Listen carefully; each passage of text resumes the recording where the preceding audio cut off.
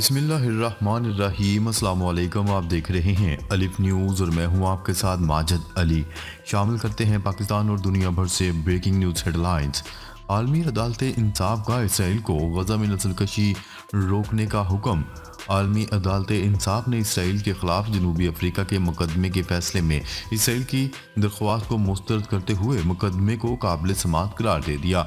आलमी खबरसा इदारे की रिपोर्ट के मुताबिक आलमी अदालत इंसाफ में जनूबी अफ्रीका के गजा में फ़लस्तीनियों की नस्ल कुशी पर इसराइल के खिलाफ मुकदमे की समाअत 11 और 12 जनवरी को हुई थी और फैसला सुना दिया गया। फैसले में कहा गया है कि जनूबी अफ्रीका ने आलमी अदालत इंसाफ में इसराइल पर अक़वाम मुत्तहिदा के नस्ल कुशी कन्वेंशन की खिलाफ वर्जी का इल्ज़ाम लगाया था, जिस पर अदालत में फ़रीक़ैन ने हमायत और मुखालफत में दलाइल भी दिए। आलमी अदालत इंसाफ के सदर, जिनका ताल्लुक अमेरिका से है, ने फैसले में कहा कि इसराइल की गजा में नस्ल कुशी का मुकदमा सुनना जनेवा साइड कन्वेंशन के तहत अदालत के दायरा अख्तियार में आता है। अमेरिकी हथियारों की एक और खेप इसराइल पहुंच गई। सहूनी हुकूमत के टेलीविज़न चैनल वारा की रिपोर्ट के मुताबिक मकबूजा फ़लस्तीन पहुंचने वाली अमेरिकी हथियारों की खेप में F-15 और F-35 जंगी तैयारे और अपाचे हेलीकॉप्टर भी शामिल हैं।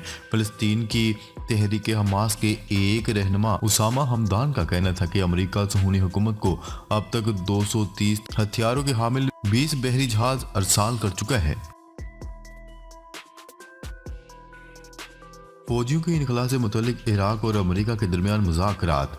इराकी वज़ारत दिफ़ा ने ऐलान किया है कि इत्तेहादी फ़ौजियों के मुल्क से बाहर निकलने के बाद इराकी फ़ौज पूरे मुल्क में सिक्योरिटी की जिम्मेदारियां संभालने के लिए पूरी तरह तैयार है।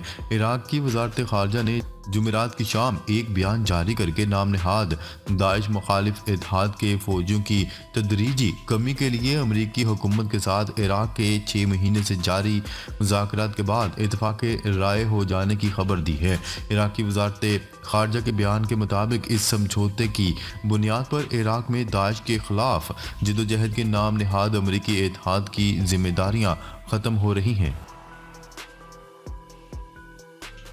सिख फॉर जस्टिस ने अमेरिका में खालिस्तान रेफरेंडम का ऐलान कर दिया। सिख फॉर जस्टिस नामी तंजीम ने अमेरिका में खालिस्तान रेफरेंडम का ऐलान कर दिया। खालिस्तान रेफरेंडम 28 जनवरी को सैन फ्रांसिस्को में होगा। सैन फ्रांसिस्को में खालिस्तान रेफरेंडम अमेरिका में मुनक्किदा पहला रेफरेंडम होगा, जिसमें इस शिरकत के लिए सिख कम्युनिटी की बड़ी तादाद सैन फ्रांसिस्को पहुंचना शुरू हो गई है। सऊदी हुकूमत दुनिया के तमाम ममालिक पर बाजी ले गई। किसी भी मुल्क के हुक्मरानों की कामयाबी व नाकामी का इन्हिसार इसके अवाम की खुशहाली और हुकूमत पर एतमाद पर होता है, जिसमें सऊदी अरब ने तमाम ममालिक पर सबकत हासिल कर ली। गैर मुल्की खबरसा इदारे की रिपोर्ट के मुताबिक सऊदी अरब की हुकूमत इस एतबार से खुशकिस्मत है कि इसे मुमलिकत के अवाम की तरफ से भरपूर एतमाद हासिल है। इस एतबार से मुमलिकत की हुकूमत दुनिया भर में पहले नंबर पर है। गैर मुल्की खबरसा इदारे की रिपोर्ट के मुताबिक सऊदी अरब ट्रस्ट रिपोर्ट 2024 इंडेक्स में सर फहरिस्त है, जिसने 86% अवाम का एतमाद हासिल किया है। गुज़िश्ता एक साल के दौरान सऊदी अरब की हुकूमत के अवामी एतमाद में मज़ीद इजाफा हुआ है। पिछले साल सऊदी अरब की हुकूमत को 85% अवाम की हमायत हासिल थी। फ़लस्तीनी वज़ीर ख़ारजा का आलमी अदालत इंसाफ के अबूरी हुक्म का खैर मकदम। फ़लस्तीनी वज़ीर ख़ारजा ने कहा है कि फ़लस्तीनी अथॉरिटी आलमी अदालत इंसाफ ICJ के अबूरी हुक्म का खैर मकदम करती है। ICJ के जजों ने हक़ाइक़ और कानून का जायज़ा लिया। फ़लस्तीनी वज़ारत ख़ारजा का कहना था कि ICJ ने कानून के मुताबिक और इंसानियत और बैनुल अक़वामी क़वानीन के हक़ में फ़ैसला दिया। रियाज़ुल मालिकी ने तमाम मुल्कों बशमूल काबज़ ताकत इसराइल से कहा कि वो इंटरनेशनल कोर्ट की जानिब से दिए गए अबूरी इक़दामात के नफाज को यकीनी बनाएं। इसराइल के सरकारी एयरलाइन का जनूबी अफ्रीका के लिए परवाजें मअतल करने का ऐलान।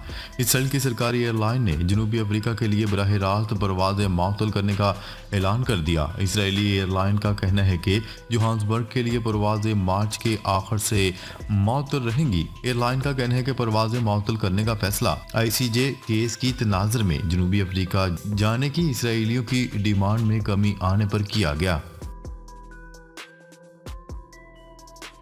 पाकिस्तान में सिर्फ जमहूरियत की हमायत करते हैं अमेरिका। अमेरिकी वजारत खारजा के तर्जुमान ने कहा है कि पाकिस्तान में इलेक्शन और जमहूरी निज़ाम की हमायत जारी रखेंगे। आलमी खबरसां इदारे की रिपोर्ट के मुताबिक अमेरिकी वजारत खारजा के नायब तर्जुमान ने हफ्तावार प्रेस ब्रीफिंग में एक सवाल के जवाब में पाकिस्तान में जमहूरियत के फ़रोग़ और आज़ाद मीडिया की हमायत पर जोर दिया। आलमी अदारा सेहत के सरबरा गजा की सूरत हाल पर रो पड़े। आलमी खबरसां इदारे की रिपोर्ट के मुताबिक वर्ल्ड हेल्थ ऑर्गेनाइजेशन के डायरेक्टर ने गवर्निंग बॉडी से खिताब में गजा में फौरी जंगबंदी और इसराइल फ़लस्तीन तनाज़े के हकीकी हल का मुतालबा किया। WHO के डायरेक्टर का कहना था कि गजा में इसराइली बमबारी से 25,000 से ज़ायद हलाकतें हो चुकी हैं, जिनमें से आधी तादाद ख़वातीन और बच्चों की है। खुराक की किल्लत अलग है और इस सूरत हाल ने गजा को जहन्नम बना दिया। पाकिस्तान ईरान के सफ़ीर आज अपनी अपनी जिम्मेदारियां संभालेंगे। पाक ईरान तनाव में कमी के बाद दोनों ममालिक के सफ़ीर आज अपनी अपनी जिम्मेदारियों के लिए ममालिक पहुंच गए। तफसीलात के मुताबिक सफारती ज़राए का कहना है कि पाकिस्तान के ईरान में सफ़ीर मोहम्मद मुदस्सर टीपू ईरान पहुंच गए। मुदस्सर टीपू गुज़िश्ता शब 4:30 बजे ईरान पहुंचे। मुदस्सर टीपू 17 जनवरी को ईरान से वापस इस्लामाबाद पहुंचे थे, जबकि ईरान के पाकिस्तान में सफ़ीर रज़ा अमीर आज रात पाकिस्तान पहुंचेंगे। इसराइली फ़ौज की जनूबी लबनान में हिजबुल्लाह की एयरबेस पर बमबारी। इसराइली अखबार यरूशलेम पोस्ट की रिपोर्ट के मुताबिक इसराइली फ़ौज ने लबनान के किला जाबर में हिजबुल्लाह और ईरान के लिए एक अहम फ़ज़ाई पट्टी अड्डे पर हमला कर दिया। इसराइली फ़ौज के मुताबिक इस हवाई अड्डे को इसराइल के खिलाफ फ़ज़ाई हमलों के लिए इस्तेमाल किया जा रहा था। गुज़िश्ता सितंबर में इसराइली वज़ीर दिफा ने ऐसी तस्वीर दिखाई जिनमें इसराइल की सरहद से 20 किलोमीटर के फासले पर जनूबी लबनान में हिजबुल्लाह और ईरान के दरमियान मुश्तरका फ़ज़ाई अड्डा दिखाया गया था। मुल्क में धुंध का राज, मोटरवेज बंद। मुल्क के मुख्तलिफ मोटरवेज को धुंध की वजह से बंद कर दिया गया। तर्जमान मोटरवे पुलिस के मुताबिक मुल्क के मुख्तलिफ मोटरवेज पर आज भी धुंध का राज बरकरार और हद निगाह इंतहाई कम होने की वजह से मोटरवेज को बंद करना पड़ा। मुल्क के मुख्तलिफ हिस्सों में 31 जनवरी तक बारिशें जारी रहने का इम्कान। मुल्क के मुख्तलिफ इलाकों में बारिशों का आगाज़ हो गया, जिससे खुश्क सर्दी का खात्मा हो जाएगा। जुड़वा शहरों में हल्की बारिश का सिलसिला जारी है। महकमा मौसमियात का कहना है कि मुल्क के बेशतर इलाकों में मौसम सर्द रहने का इम्कान है। आज़ाद कश्मीर और गिलगित बल्तिस्तान में बारिश और बर्फबारी की पेशगोई की गई। आलमी मंडी में तेल की कीमतों में कमी।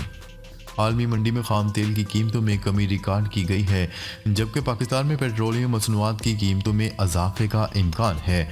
आज वेरिएंट क्रूड फ्यूचर 0.39% की कमी से $82.12 फी बैरल पर आ गया, जबकि US West Texas intermediate crude की कीमत 41 सेंट या 0.5% गिरकर $76.95 पर आ गई। खातून का तवील वक्त तक बर्फ से भरे डिब्बे में रहने का रिकॉर्ड।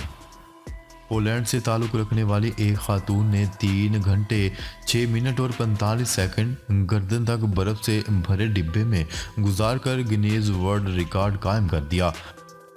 48 साला कैटरजाइना ने तवील मुद्दत तक बर्फ में वक्त गुजारा। खवातीन की कैटेगरी में आलमी रिकॉर्ड अपने नाम किया।